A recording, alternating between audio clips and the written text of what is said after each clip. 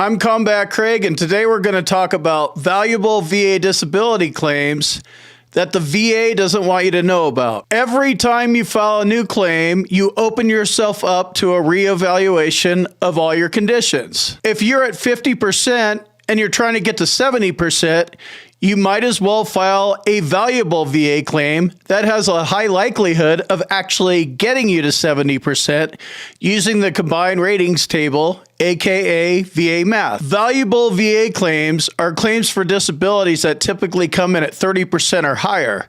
If you're going to spend time and effort on a VA claim, you need to do a risk assessment on that claim, right? If I'm going to risk a reduction in order to get a higher rating, does it make sense to file a hearing loss claim that has a high likelihood of coming back at 0% if you win it? For me, the answer is no. I'm not going to put my 100% PNT status on the line for a high risk, no reward scenario.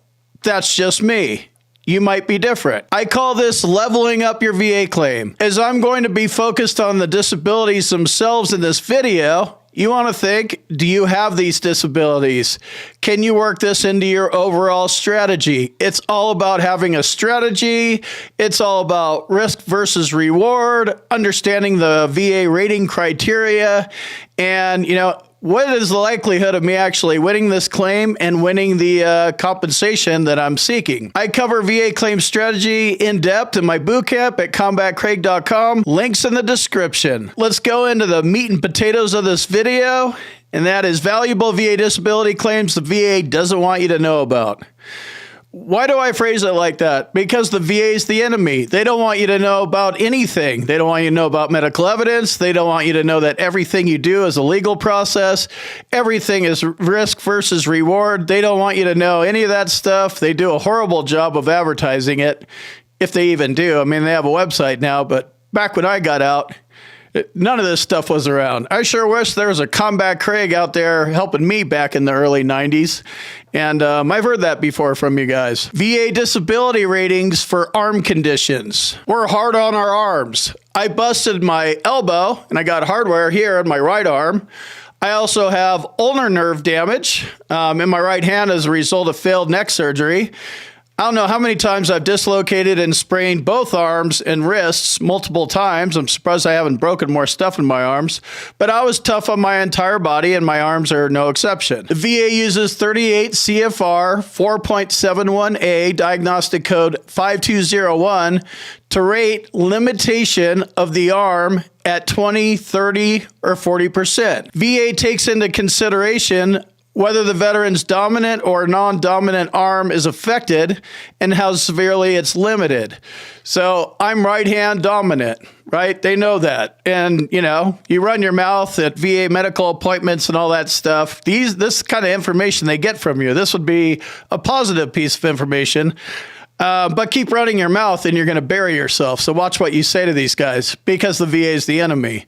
But they know I'm right hand dominant. So if there's a condition with my right hand, they're going to give me a little bit more because it's my dominant hand. So that's something to keep in mind. As VA claims for arm conditions are orthopedic conditions, the average rating is 30%.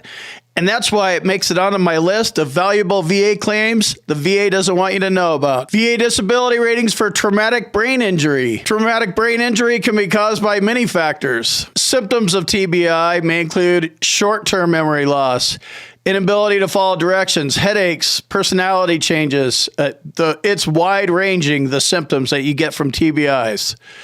VA rates TBIs based on residual symptoms a veteran is currently experiencing due to trauma under 38 CFR 4.124A. These are the things that you're currently experiencing. So you got the TBI, it incurred in service, and then you had residual symptoms since then, whether that was 35 years ago or 3 months ago.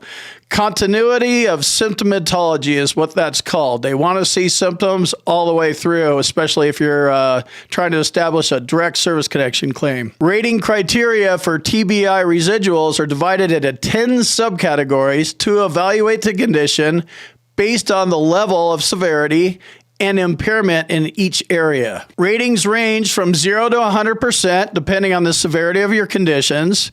And if you put in the time to get this claim right, you can also qualify for special monthly compensation T. It'll give you $9,535.91 tax-free every single month until the day you die. SMC-T is the same as SMC-R2. It's the highest paid special monthly compensation. That's no joke. So you have to make sure that your TBI gets diagnosed right, your symptoms are classified right. You know, this one's part of your PTSD, this one's part of your TBI, your migraines are separate because they're over here rated under this condition.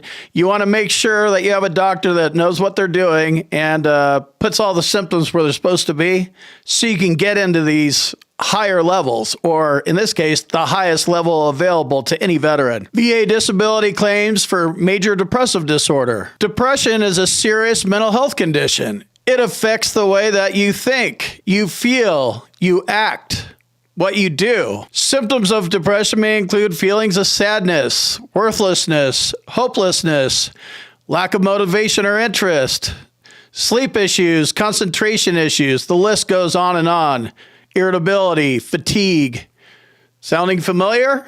Sounds like my life. Depression is rated under 38 CFR 4.130, the general rating formula for mental health disorders, and they're rated at 0, 10, 30, 50, 70, or 100%, depending on the level of social and occupational impairment. This is the way they rate all mental health conditions. It's based on the level of social and occupational impairment. This is what you need to know about all mental health conditions. Mental health conditions of any kind will always make it onto my list of valuable VA claims. Major depressive disorder also makes a great secondary condition. If you're in pain all the time, I'm sure you're suffering for major depressive disorder. I know I am. It's depressing as shit, the amount of pain I'm in. Another way to level up your VA claim is to file a secondary VA claim for depression. If you're already service-connected for one disability and that disability causes you depression, then you could file a claim for depression secondary to whatever is causing it. I have horrible problems with my feet, and that's depressing. Every time I step on my feet, it's depressing. My feet let me down, my plantar fasciitis, my metatarsalgia. What else do I got? Pes planus, flat feet. Calcaneal bone spur. It doesn't get better with age. The whole thing's depressing.